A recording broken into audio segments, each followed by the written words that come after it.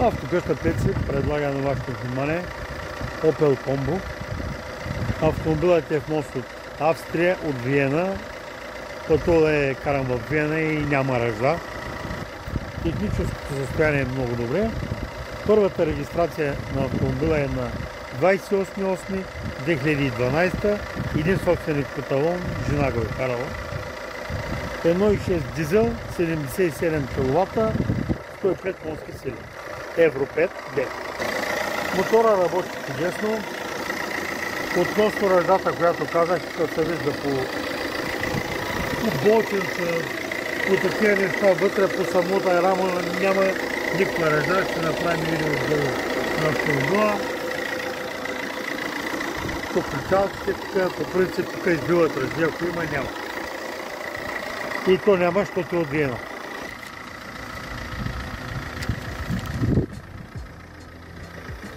Мут е с 4 летни гуми. Гумите са летни, 4 еднакви.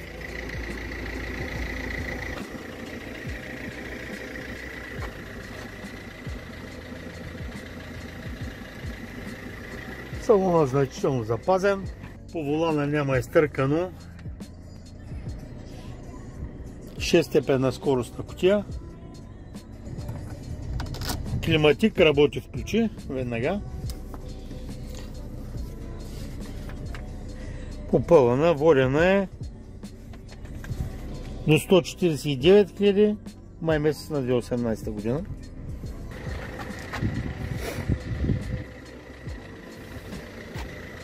По тавана няма разлепено. Две странични плъзгащи врати.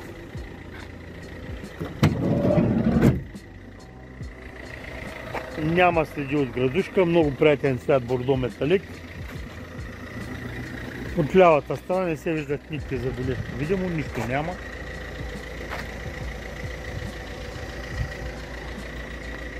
Има парктроник отзаде на задната броня, има и теглич.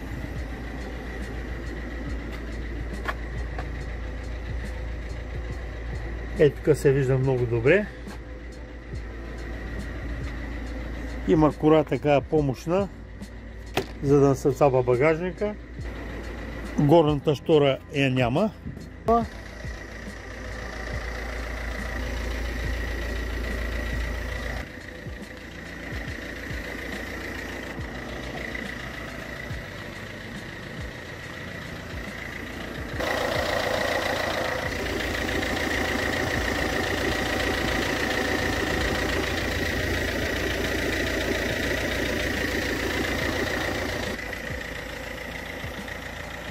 Автокъща Пеци, ежеседмичен внос на автомобили от Европа.